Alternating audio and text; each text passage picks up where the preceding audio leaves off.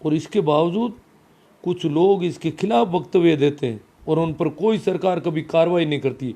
बहुत बड़ी चिंता का विषय है इस देश के लिए। जब सबसे प्रमुख राष्ट्रीय समस्या के खिलाफ कोई वक्तव्य देता है, चाहे वो कितना ही बड़ा धर्मगुरु क्यों ना हो, कितना ही बड़ा, उस पर कोई कार्रवाई होनी चाहिए, कोई अनुशासन होना चाहिए देश का कि भाई राष्ट्रीय समस्या। अभी मैं चीन के पक्ष में बोलूँ यहाँ पे बैठ के तो कार्रवाई नहीं होगी, ये देशद्रोह है। अगर देश को नुकसान पहुंचाने वाली गतिविधि अगर कोई करता है तो ये देशद्रोह है सीधा सीधा। जनसंख्या वृद्धि को प्रोत्साहित करते हैं, जनसंख्या बढ़ाने के लिए लोगों को उकसाते हैं, तरह तरह की बातें फैलाते हैं और उन पर कोई कार्रवाई नहीं होती। सांप्रदायिक विद्वेष पैदा करते हैं जनसंख्या बढ़ाने के नाम पर और उन पर कोई कार्रवाई नहीं होती। और इन धर्मगुरुओं का और सांप्रदायिक तत्वों का तो धंधा ही यही है। और राजनेता भी लगभग ठीक है, वो एक जनसंख्या वृद्धि पर कोई व्याख्यान दे या परिवार नियोजन पर कुछ बोलना हो, वहाँ पर अनुशासित बोलते हैं, बाकी तो पता नहीं कैसे कैसे वक्तव्य देते रहते हैं। अभी पिछले वर्ष राजस्थान के चिकित्सा मंत्री ने काफ़ी अच्छा वक्तव्य दिया। वास्तव में ऐसे वक्तव्य राजनेताओं की तरफ से आने चाहिए कि अब हम दो हमारे दो पर मामला गड़बड़ हो जाएगा, हम दो हमारे एक पर आना पड़ेगा अब हमको, क्योंकि जनसंख्या तेज गति से बढ़ती जा रही है।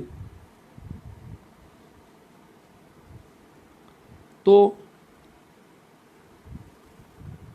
मेरी दृष्टि में ऐसे धर्मगुरु और राजनेता देशद्रोही है जो देश की प्रमुख समस्या के खिलाफ बोलते हैं, देश के महत्वपूर्ण राष्ट्रीय कार्यक्रम परिवार नियोजन को हानि पहुंचाते हैं, नुकसान पहुंचाते हैं और उन पर सख्त से सख्त कार्रवाई सरकारों को करनी चाहिए। सरकार अभी भी इंदिरा गांधी के जाने के बाद में भी परिवार नियोजन कार्यक्रम राष्ट्रीय कार्यक्रम है इस देश का, चल रहा है, परंतु वो वैसी गति से चल रहा है, मरा मराया सा चल रहा है। वो उसके लिए कोई न तो कोई बड़े आयोजन किए जा रहे हैं, न कोई गोष्ठियाँ की जा रही है, कुछ नहीं हो रहा है। सिर्फ चिकित्सा विभाग के लोग थोड़ा बहुत कुछ अपनी वो करते हैं कार्रवाई, बाकी कुछ और नहीं। वो भी ज़्यादातर तो डाटा तैयार कर रहे हैं। परिवार नियोजन कार्यक्रम के हिसाब से काम बिल्कुल कम हो रहा है। और अगर इस प्रकार ये स्थिति रही तो इस देश की स्थिति, अपन देखते हैं चाइना हमसे काफ़ी बड़ा है अब क्षेत्रफल की दृष्टि से, फिर भी उसने जनसंख्या को एकदम रोक सा रखा है और हम कुछ नहीं कर पा रहे हैं। ये हमारे इस देश के राजनेताओं की इच्छा शक्ति का अभाव है। इंदिरा गांधी की जो हार हुई उसके बाद एक भी राजनेता की हिम्मत नहीं हो रही है कि इस देश की इस प्रमुख समस्या के प्रति जनता को जागरूक किया जाए, इस राष्ट्रीय कार्यक्रम को आगे बढ़ाया जाए और परिवार को नियोजित किया जाए।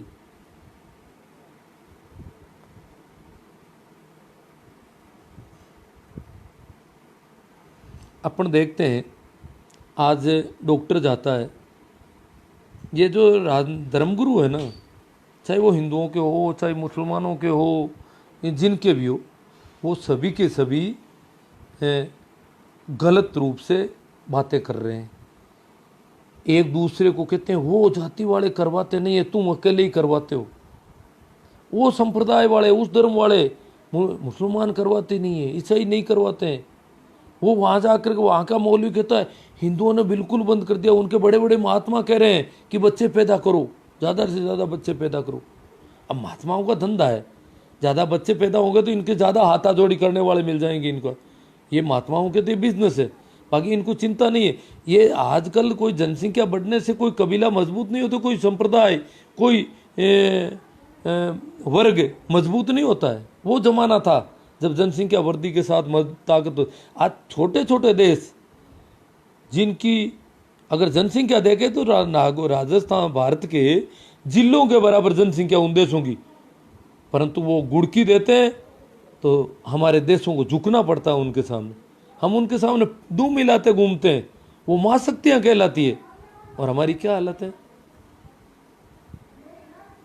और अगर इसी प्रकार जनसंख्या बढ़ती गई तो हम मान सकते कभी नहीं होंगे। और दरवाजा क्यों खोलो भाई?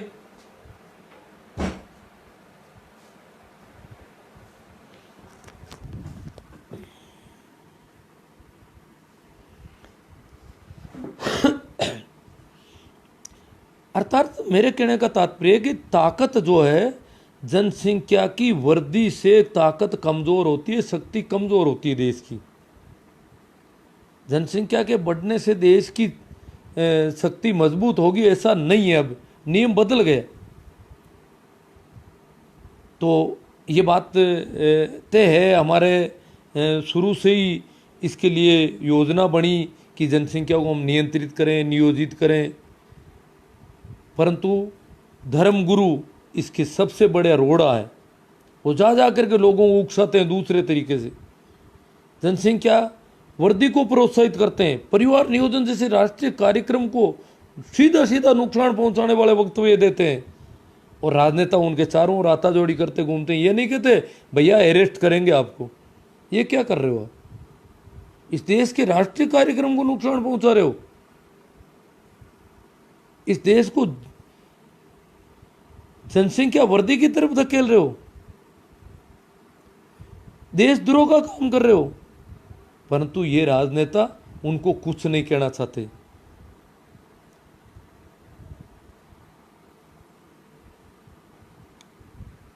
ये जाके कहते हैं अल्लाह देता है, भगवान देता है बच्चे, गॉड देता है। भगवान अगर बच्चे पैदा करता है तो तुम बंद क्यों करते हो? ये जाके सिखाते हैं लोगों को। भगवान दे रहा है बच्चा, बंद करने का तुम्हें कोई अधिकार नहीं है। ईश्वर के मार्ग में बाधा मत बनो, ये भगवान का कार्य है बच्चे पैदा करना, तो तुम बाधा क्यों बन रहे हो? भैया भगवान का कार्य तो शुरू से आदिकाल से है, परंतु मृत्यु दर भी एक साथ साथ चलती थी। हम जो पुराने बुजुर्ग हैं उनको पता है। और जैसे पहले आप भी अगर अपनी दादी परदादी किसी को पूछोगे तो पता लगेगा कि उनके 10-10, 12-12 संतानें पैदा हुई थी, 15-15 संतानें पैदा हुई, उनमें से ज़्यादातर मर गई। कईयों के तो 10-12 हुई, 10-12 पूरी ख़त्म हो गई। कईयों के 2 बच गई, कई के 5 बच गई, कई के 1 बची, इस प्रकार। तो इतनी मृत्यु दर ज़्यादा थी कि वो ज़्यादातर संतानें मर जाती थी। परंतु चिकित्सा, आधुनिक चिकित्सा पद्धतियाँ आई और छोटे बच्चों की मृत्यु दर बिल्कुल घट गई और बड़े वालों की भी कम हो गई। आदमी की औसत आयु में बहुत अधिक वृद्धि हो गई। ये कारण है। अब जो जनसंख्या बढ़ी, अभी परिवार नियोजन काफ़ी चला, पर एक तो औसत आयु बढ़ रही है, तो इसकी वजह से भी जनसंख्या बढ़ रही है। चलो औसत आयु बढ़नी चाहिए, ये गलत नहीं है, परंतु जन्म दर मृत्यु दर के बराबर आनी चाहिए। मृत्यु दर जितनी घटती है वहीं जन्म दर आ जानी चाहिए, और उससे कम हो तो और भी बेहतर है। हमारी जन्म दर देश आज़ाद हुआ तब 1000 के पीछे 40 से ऊपर थी, मृत्यु दर भी 40 से ऊपर थी। कोई बढ़ने का कोई दुख नहीं था, जन्मते थे मर जाते थे, सब सही था, एकदम संतुलित चल रहा था, भगवान अपना काम कर रहा था। परंतु डॉक्टर आए, इलाज चला, चिकित्सा व्यवस्थाएं हुई, मृत्यु दर कम होती गई। मृत्यु दर कम होती गई तो एकदम देश, जो देश 33 करोड़ 36 करोड़ था आज़ादी के समय, एकदम से 54 करोड़ 68 करोड़, और इस प्रकार हर 10 वर्ष में बढ़ता गया बढ़ता गया। चिंता हुई देश के नेताओं को जो चलाते थे, और उन्होंने इस प्रकार के कार्यक्रम किए कि भाई ये जो है जन्म दर भी कंट्रोल की जाए मृत्यु दर के साथ साथ। यही जिम्मा डॉक्टरों को सौंप दिया कि तुम लोग जाओ और जन्म दरों को कंट्रोल करो। तो डॉक्टरों ने जाके लोगों को समझाया भैया बच्चे पैदा मत करो, कि बच्चे तो भगवान पैदा करते हैं। अरे तो भगवान, जब बुखार भगवान पैदा करता है, तुम इंजेक्शन क्यों लगवाते हो? भगवान जब बीमारी लाता है तो तुम फिर इलाज क्यों खोज रहे हो? ये तो भगवान को बेइज्जती कर रहे हो, भगवान की सीधी सीधी। भगवान ने जब बीमारी लाया है, बीमारी भगवान के बिना तो आती नहीं, पत्ता भी नहीं हिल सकता। तो भगवान की तरफ से जो बीमारी आई है उसका स्वागत करो, फिर पूरे भगवान के भरोसे हो जाओ, प्रकृति के भरोसे हो जाओ। और अन्यथा अगर बीमारी को आपने कम कर दिया है, बीमारी को रोका है, कुपोषण को रोका है, बच्चों को मजबूत किया है, उम्र बढ़ाई है, उनकी आयु बढ़ाई है आदमी की, तो जन्म दर भी कंट्रोल की जानी चाहिए। जब तुम दवाई लेते हो, इलाज करवाते हो, भगवान को अंगूठा दिखा देते हो कि मार ले, मैं तो इंजेक्शन लगवा लूँगा।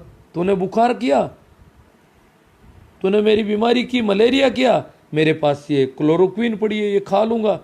मलेरिया भगवान बेचारा क्या करे, मार नहीं पाता। तो उस समय तो तुम भगवान को कहते हो मैं नहीं मारा जाऊँगा तेरे से।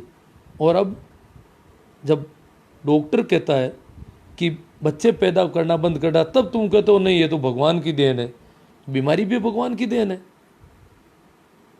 भगवान की देन पर निर्भर होना तो दोनों तरफ से होना है, और अन्यथा भगवान के किसी काम को आपने रोका है तो दूसरे काम को भी उसी लिमिट में लाना पड़ेगा, उसी सीमा में लाना पड़ेगा।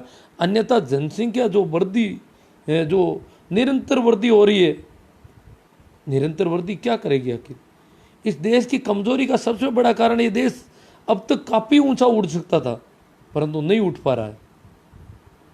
यहाँ काफ़ी टैलेंट हो गए, कई यहाँ अभी भी अस्पताल छोटे पड़ रहे हैं, यूनिवर्सिटी छोटी पड़ रही है, स्कूल छोटी पड़ रही है, आवास नहीं मिल रहे हैं। देश के बहुत सारे काम अटके हुए इस जनसंख्या वृद्धि की वजह से। कुपोषण के शिकार हैं, उनमें टैलेंट विकसित करना है, कौशल विकसित करना है, वो सारे जितने तरह के हम कर सकते हैं, जितने आदमी को जितना विकसित कर सकते हैं, जितने ऊंचा उठा सकते हैं, वो हम नहीं कर पा रहे हैं। क्यों? कि हमारे संसाधन रोज छोटे पड़ते जाते हैं।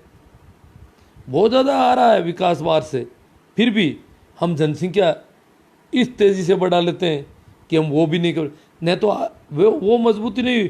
दूसरी मानसिक रूप से मानसिक बीमारियां, जो जो जनसंख्या बढ़ी है मानसिक बीमारियां बढ़ती जा रही है। तो ये सब चीज़ें हमें देखनी है। और विशेषकर हम लोग गाँवों के लोग हैं, ज़्यादातर मेरे से जुड़े हुए लोग हैं, तो गाँवों के लोगों को मानसिकता बदलनी पड़ेगी, स्त्रियों की और पुराने आदमियों की। कुछ तो नए लोग भी, मैंने कुछ नए बच्चों का मैं देख रहा हूँ रोज़, इसमें आता है फेसबुक पे, मैं बाप बन गया, मैं बाप बन गया, उछल कूद मचाते हैं बहुत ज़्यादा। धन्य हो भाई, बन गए आप, बाप बन गए। कोई कहता मैं ये बन गया, मैं ये बन गया, जैसे कोई बहुत बड़े आयाम को छू लिया इन्होंने। आपके बच्चा पैदा हुआ है, उसको कुपोषित मत होने देना, उसका इलाज करना, उसमें कौशल विकसित करना, उसको शिक्षित करना, ये सारी जिम्मेवारियां हो गई अब आपके सामने। क्या बाप बन गया, बाप बनकर के कूदने लग गए? ये सारी जिम्मेदारियां निभाने का एक दायित्व बड़ा है, उस दायित्व को निभाने का संकल्प लेना है। और उस हिसाब से कोरा बाप बनकर उछलने कूदने लग जाते हैं जैसे कोई बहुत बड़ा चमत्कार, बहुत बड़ा कुछ कर लिया मैंने, इसी एकमात्र उत्पादन के रूप से देखते हैं। तो स्त्रियों की तो दशा, इसमें स्त्रियों की एक बहुत बड़ी समस्या है। जैसे ही शादी हुई, प्रत्येक स्त्री को एक चिंता सताने लगती है कि बच्चा कब होगा। ये बूढ़ी बुजुर्ग नहीं, नई वालों, क्यों? एक और समस्या है, बच्चा अगर पैदा नहीं होता है तो आस पड़ोस के, मोहल्ले के, परिवार के ज़्यादा समय तक, हालांकि स्पेस भी रखती है, बीच में अंतराल रखती है, शुरू में नहीं भी चाहती है, परंतु एक डर प्रत्येक लड़की को, प्रत्येक युवती को है कि अगर बच्चा पैदा नहीं हुआ तो इस घर में मेरी हालत खराब होगी, मेरी स्थिति दयनीय रहेगी। जो भी देगा, अभी तेरे बच्चा ही नहीं हुआ, अभी तेरे, मतलब उसको इतना अपराध बोध से भर देते हैं। वो किसी से भी मिलती है, अभी नहीं हुआ, मतलब उसको, फिर वो बेचारी पता नहीं कितनी तरह के प्रयास करती है बच्चा पैदा करने के लिए। कहाँ ज़रूरत है बच्चा पैदा करने की? बच्चे बहुत हैं, ये सभी हमारे ही बच्चे हैं। बच्चा पैदा करने के लिए जीवन को संकट में डाल देती है कई महिलाएं, क्योंकि उनको पता है कि गृहस्थी जमेगी नहीं बच्चा पैदा नहीं हुआ तो। बच्चे पैदा करने की मशीन समझ लिया है औरतों को। ये धारणा, ये मानसिकता इस देश के लोगों से निकलने में, बहुत ज़्यादा ऐसी औरतों से मिला हूँ जिनके बच्चा नहीं है। कोई, कुछ ने कुत्ते पाल रखे हैं, कुछ ने और है, कुछ दूसरे बच्चे इधर उधर ला करके काम चला रही है, पता नहीं कितनी उनको। फिर भी अड़ोस पड़ोस में सब कहते हैं इनके बच्चा नहीं है, इसके अभी भी बच्चा नहीं है। गांव जाती है और कहीं जाती है, इधर उधर रिश्तेदारी में जाती है, अभी बच्चा नहीं हुआ। उसको कोई टिकने नहीं, खाना पीना नहीं पचने देते, उसका हालत ख़राब करते थे। ये ये जो है, और कुछ को तो कई तरीक़ों से बच्चा पैदा करवाने पड़ते हैं। तो ये जो चीज़ है, ये मानसिकता, इसमें बदलाव बहुत ज़रूरी है कि इन स्त्रियों के साथ, ये जो हर स्त्री को बच्चा पैदा करना ज़रूरी है ऐसा नहीं होना चाहिए कभी। हाँ, जिनके हो रहे हैं उनके बच्चों को पोषण हो, उनको कुछ है, और उनकी भी तो लिमिट तो हमें एक या दो के आसपास रखनी है। एक हो तो और भी अच्छा, प्रयास ये होना चाहिए।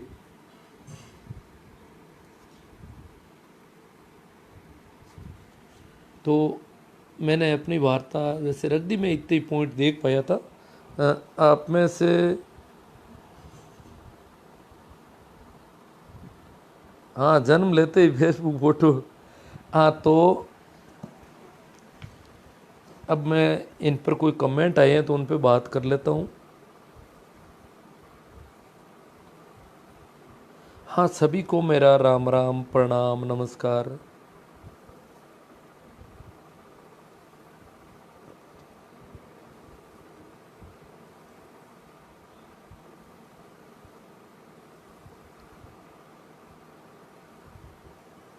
हाँ, देखो चेनाराम जी सीर भी है, माट साहब जी बोलते हैं बढ़ती जनसंख्या अभिशाप है या वरदान है।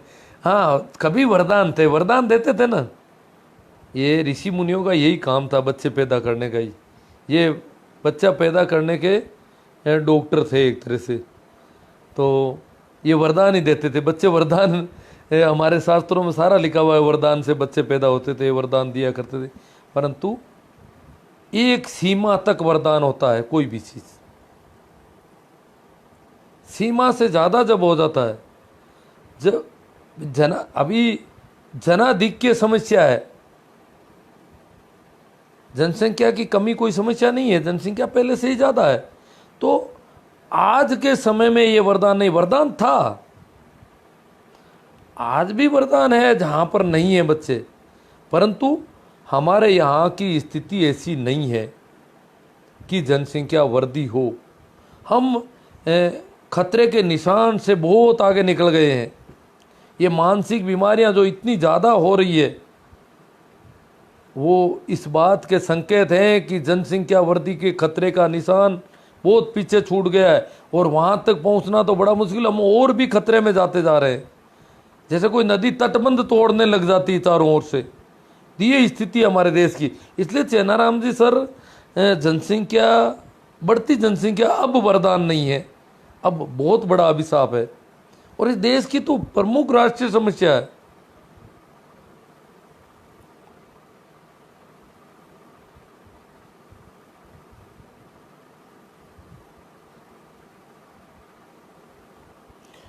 हाँ, हनु नागौरी जी, हनु जी क्या है कि ये चिकित्सा विभाग के आदमी है। अगर परिवार नियोजन सही काम करेगा तो इनकी दुकानें कैसे चलेगी। हाँ, ये बाबा लोग है ना, मुल्ले, मौलवी, धर्मगुरु। एक तो हमारे यहाँ पहले रामसुखदास नाम करके कोई बाबा था, उसका तो पूरा ही धंधा यही था, बच्चे पैदा करवाने, औरतों से घृणा करता था, नसबंदी की हुई औरतों से। तो ऐसे लोगों ने बहुत नुकसान है। जो जो लोग उनके अनुयायी थे, उन घरों में मैं देखता हूँ दया आती है, 10-10, 15-15 बच्चे पैदा कर लिए, क्योंकि उसने कह दिया कि तो भगवान देता है बच्चे। और उसने हमारे इलाके में बहुत ज़्यादा नुकसान किया। उन घरों को मैं अच्छी तरह से अलग अलग आइडेंटिटी, कभी भी मैं कहीं जाता हूँ और मुझे ज़्यादा बच्चे दिखाई देते हैं तो मैं चर्चा करता हूँ, पता लग जाता है कि रामसुखदास को मानने वाले लोग हैं। और उसने बहुत ज़्यादा नुकसान हमारे इलाके में किया, पर सरकारें कभी ऐसे लोगों पर कोई कार्रवाई नहीं करती है। इनकी अपनी दुकानें, इनको तो बस हिंदू मुस्लिम ये बीमारियां हैं इनकी। तो अनु नागौरी जी, वास्तव में बहुत अच्छा कहा है आपने कि इनकी दुकानें नहीं चलेगी और कहाँ से अंध भक्तों की भीड़ मिलेगी। ये अंध भक्तों की भीड़, जो बढ़ती जनसंख्या है, जिनमें कोई मानसिक उनका ठीक ढंग से विकास नहीं होता है, एजुकेशन पूरा मिलता नहीं, लालन पालन नहीं होती, इधर उधर गलियों में घूमते रहते हैं। तो व्हाट्सएप यूनिवर्सिटी, फेसबुक यूनिवर्सिटी में जो कचरा आता है वो दिमाग में ठूंसता जाता है। अगर बच्चे लिमिटेड हो, एक बच्चा हो, तो माँ बाप उसकी केयर करेंगे, वो उनके सानिध्य में रहेगा, और उसका एक यूँ नहीं वो गलियों में घूमता रहेगा पूरे दिन भर। तो ये अंधभक्त जो होते हैं वो वही बच्चे होते हैं जिनके ज़्यादा इक्के दुक्के बच्चे हैं, वो अंधभक्त नहीं होते। उनमें टैलेंट भी विकसित होता है, कौशल भी विकसित होता है, पोषण भी अच्छा होता है, स्वास्थ्य सेवाएं भी उनको ठीक मिलती है। तो ये बहुत अच्छी बात है। वास्तव में ये शिक्षा विभाग के आदमी है तो इनको पता है कि ये जो ज़्यादा जनसंख्या है वो अंधभक्ति को बढ़ावा देती है इनकी, और इनको धर्म गुरुओं को अंधभक्त चाहिए। कैलाश जी जो आजकल तो जन्म लेते ही फेसबुक पे फोटो आ जाती है गुरुजी। हाँ बस मैं देखता हूँ, मैं कहने को क्रांतिकारी कहते हैं और कूदने लग जाते हैं, बच्चा पैदा हो गया।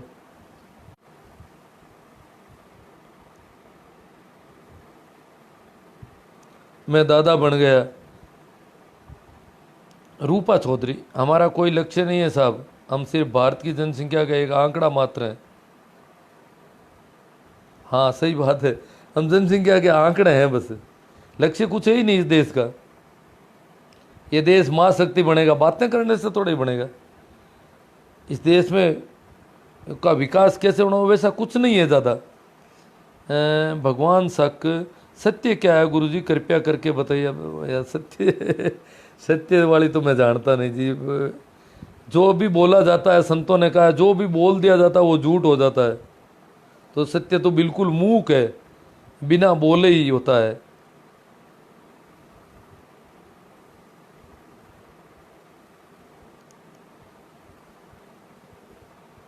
तो ठीक है, जो भी कमेंट आए हैं शायद उन पे सब पे हो गई है। एक बार मैं थोड़ा सा और देख लेता हूँ।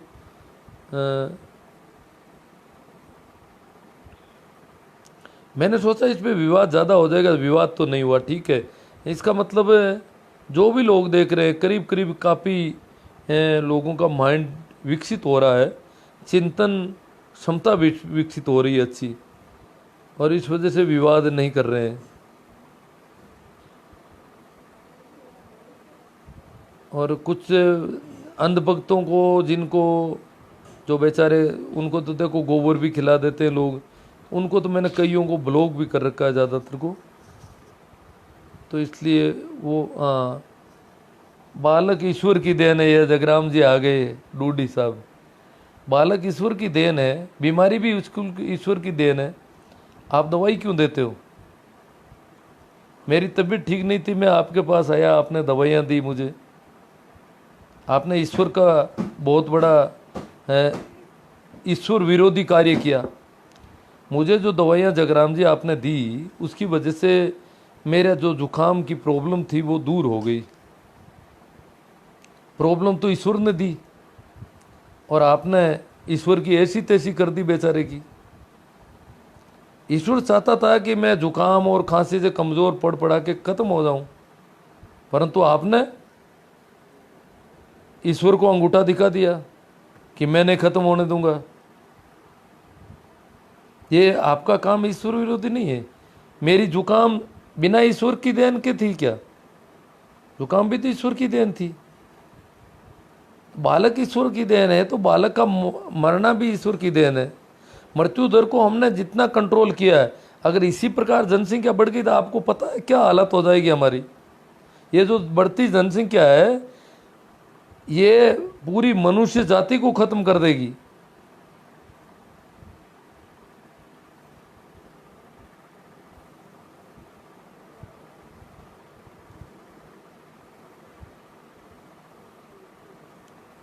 ये कमेंट इधर उधर रह जाते हैं भाई।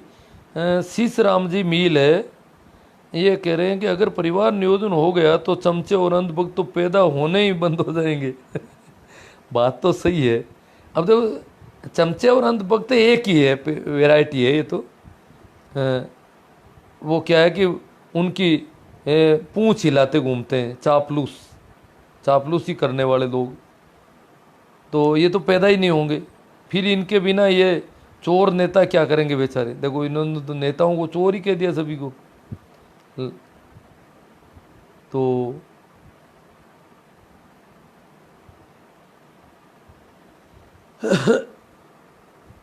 बात तो सही है, अगर परिवार नियोजन हो गया तो ये कई बीमारियां ख़त्म हो जाती है। भाई रूपा चौधरी, कह रहे हैं कि विवाद नहीं दुखती रग दबा दी, आराम मिला है। ठीक है, रूपा चौधरी को बड़ा आराम मिला है। और देखो ये कोई लोग कहते हैं ना कि बूढ़ी औरतें हैं या बूढ़े लोग, नहीं, बूढ़े लोगों में भी मैंने कई ऐसे लोग देखे हैं जो परिवार नियोजन के प्रति बहुत ज़्यादा संकल्पवान थे। औरतें भी ऐसी है, कई अनपढ़ औरतें हैं और वो कहती है कि नहीं, परिवार नहीं बढ़ना चाहिए। उन्होंने अपने परिवार की लिमिट रखी, बहुत मेहनत की उन लोगों ने। यदि 2 लड़की हो गई और नसबंदी कराने की सोचते हैं तो उसको क्या बोलते हैं लोग, किशन सियाग बोलते हैं।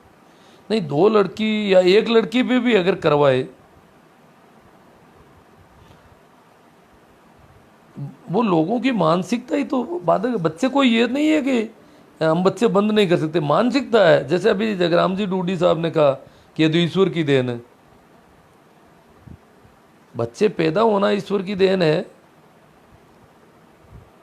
परंतु बच्चे मृत्यु दर कम कर दी, इसलिए हमें इस देन पर भी ध्यान रखना पड़ेगा।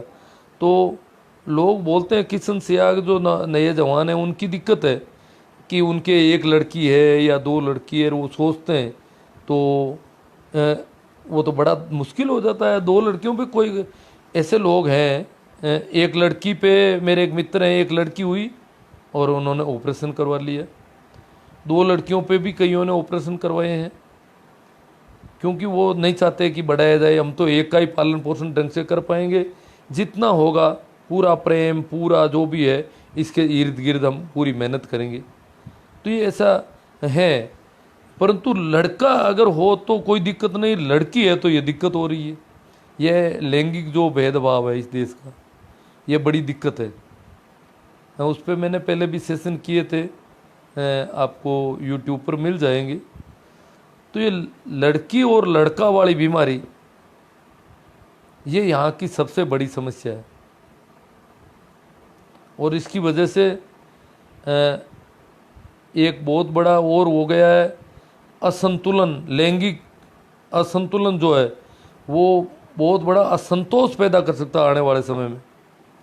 क्योंकि जब कंवारों की संख्या बहुत ज़्यादा बढ़ जाएगी तो बूढ़ी औरत का भी शायद अकेले में निकलना मुश्किल हो जाएगा फिर। तो ये जो हम कंवारों की तादाद बढ़ा रहे हैं और ये जो लैंगिक अनुपात हमने बदल दिया, लैंगिक अनुपात बदलने का कारण क्या है? इस देश की मानसिकता वो लैंगिक अनुपात को खराब कर रही है। जितने ज़्यादा समझदार लोग हैं, बुद्धिजीवी समझते हैं, जितने ज़्यादा सभ्य समाज हैं, उनमें लैंगिक असंतुलन ज़्यादा है। आदिवासियों में सबसे कम है लैंगिक असंतुलन, और जितने ज़्यादा सभ्य जो कहलाते हैं उनमें ज़्यादा है। तो इसका मतलब सभ्यता के जो मापदंड है वो स्त्री विरोधी है पूरे के पूरे। और इस वजह से लड़की पैदा हो गई और हम रोक नहीं पाते हैं, ये सबसे बड़ी समस्या है। लड़का तो 2 लड़के हो, ऑपरेशन कराओ तो, या 1 लड़का पे कराओ तो कोई दिक्कत नहीं, पर लड़कियों के मामले में ये बड़ा अलग तरह का मापदंड है। और अब तो हमारे जो राजस्थान जैसे राज्य में सरकारी नौकरी वाले या पंचायत राज के चुनाव की इच्छा रखने वालों के लिए बहुत बड़ी प्रॉब्लम हो गई है। उनके 2 लड़कियां हो जाती है, तीसरी लड़की का मतलब इंक्रीमेंट बंद। तो ये पता नहीं कितने साम दाम दंड भेद अभी तो चला रहे हैं इधर उधर। ये बड़ा मुश्किल मामला हो गया। वो क्या करेंगे? लड़कियों को मारे हैं, क्या करें? क्योंकि लड़कियों को तो समाज तो अलाउ ही नहीं करता है कि कोरी लड़कियां हैं, इसने ऑपरेशन करवा लिया। तो ये समाज की जो मानसिकता है वो बदलने के लिए हम प्रयास करें, और आप लोगों का अच्छा सहयोग मिल रहा है।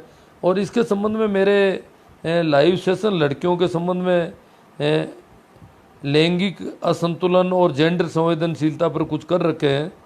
ज़्यादा तो मैं इस पर कर नहीं रहा हूँ अभी सार्वजनिक रूप से।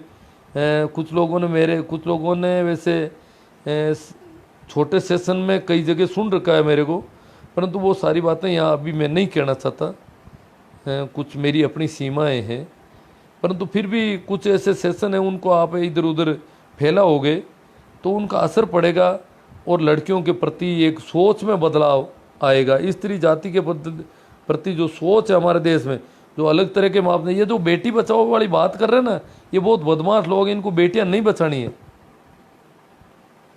ये बेटी को उसी स्थिति में बचानी चाहती जिस स्थिति में अभी है, ऐसे नहीं बचेगी बेटी।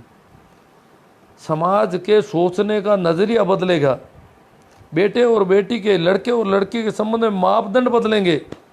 एक लड़की 3 दिन कहीं रह गई और एक लड़का 3 दिन कहीं रह गया तो ये इसका बराबर माप होगा। ये नहीं है कि लड़की 5 मिनट लेट आई वहां से, 5 मिनट कहाँ रह गई, 10 मिनट कहाँ रुक गई। लड़का 10 दिन से आ रहा है, कोई दिक्कत नहीं, कहाँ गया ये भी पता नहीं, फिर भी कोई दिक्कत नहीं। और ये 10 मिनट कैसे लेट हो गई, कहाँ रुकी थी, 10 मिनट कहाँ, बताओ 10 मिनट का हिसाब। ये मापदंड है, ये समाज की अलग। एक लड़की कहीं किसी के साथ में घूमने चली जाए 4 दिन के लिए, तो ये अभी हमारा समाज अलाउ नहीं कर सकता किसी भी कंडीशन में। ये मापदंड अलग है, लड़के के लिए नहीं है ऐसा। लड़का चाहे 10 मिनट लेट हो, घंटा लेट हो, रात को घूमो, दिन को घूमो, कभी भी घूमो, इधर जाओ, कहीं भी जाओ। लड़की तो अपने घर में हंस नहीं सकती, बोल नहीं सकती, दौड़ नहीं सकती, कूद नहीं सकती, पूरी तरह से बांध दिया उसको, सारी इज्जत का ठेका दे दिया उसको। ये जो मापदंड जब तक नहीं बदलेंगे तब तक बचना बड़ा मुश्किल है। ये जो बेटियों के पक्ष में जो वातावरण है वो बड़ा मुश्किल है बनना। तो और तो क्या है, तो किशन जी सियाग आपकी समस्या सही है। हाँ, रूपा चौधरी कहते हैं अगर ये जेंडर संतुलन और बिगड़ गया तो परिणाम घातक होगा। परिणाम घातक होगा मतलब आप खड़े हैं और आपके साथ में कोई लड़की खड़ी है, 2 जने आगे पकड़ के ले जाएंगे आपको और मारेंगे अगर बोलोगे तो। क्योंकि दशा बहुत अंधे हो रहे हैं लोग, बिल्कुल मानसिक रूप से विकृत हो रहे हैं। ये 4-4 साल की, 2-2 साल की लड़कियां इस देश में क्या हो रहा है सारी। अब कोई कहते हैं पशुता कर दी, जानवरों जैसा करते कर दिया। जानवर है, कौन से जानवर करते हैं तुम्हारे जैसे गंदे करते? कभी देखा किसी जानवर ने बिना मैच्योर किसी विपरीत लिंग को छेड़ते हुए? हमारी हालत क्या है। और ये और ज़्यादा बिगड़ जाएगी। रूपा चौधरी बिल्कुल नए लड़के लग रहे हैं, पूरे काफ़ी अच्छी समझ है इनकी कि ये बिगड़ गया तो परिणाम बहुत घातक होंगे और होंगे। बहुत अच्छी सोच है। ये नए जवान अगर इस प्रकार की बात करेंगे तो ये बात दूर तक लग जाएगी। ठीक है मित्रों, आप लोगों ने अच्छा सहयोग दिया और आप इसे और आगे से आगे बढ़ाएं। गिरधारी सिंह मेरा विकृत मानसिकता का प्रदर्शन करते हैं कुछ लोग तो ऐसा करके। हाँ, विकृत मानसिकता नहीं, वो तो उनकी परेशानी है भाई।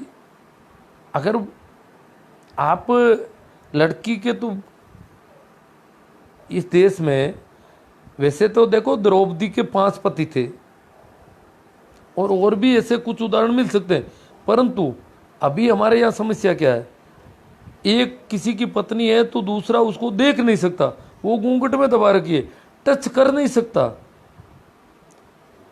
ऐसे नहीं है बिल्कुल, और बिल्कुल आंख से आंख है। तो इस प्रकार जब इतने भूखे होंगे, इतने दुखी होंगे, तो 2-2, 4-4 साल की बच्चों को चॉकलेट देने क्यों? उनको नींद ही नहीं आती है रात और दिन, बहुत परेशान रहते हैं। तो वो एक तरह से मानसिक रूप से बीमार हो रहे हैं इस वजह से, क्योंकि ये ज़रूरत है एक दूसरे की। आज अगर जितनी लड़कियां अगर बहुत ज़्यादा हो जाए और लड़के कम बढ़ जाए तो लड़कियों में भी ये मानसिक विकृति आ सकती है। तो विकृति इसका कारण है। भागीरथ जी राजपुरोहित नौका से, गुरुदेव धनी तो पशुओं के भी हो तो सही नहीं है, मेरे बींदनी के गणी होते हैं, बींदनी के धनी होते हैं। आपका वक्तव्य बहुत गुदगुदाता है। हाँ, वो धनी वाले पहले पुराने सुन रखे हैं तो। ठीक है भागीरथ जी। भागीरथ जी ने क्या है, टीचिंग कैंप में पहले हमारे साथ रह चुके हैं कई बार, तो अब ये क्या है कि बहुत दूर चले गए, अब मैं भी कैंपों में नहीं जा पा रहा, तो अब यहाँ मिल लेते हैं ये। तो ठीक है मित्रों, आप सबने बहुत अच्छा सहयोग दिया, इस सब के लिए आभार। एक बार फिर मेरा आप सबको प्रणाम, नमस्कार, राम राम।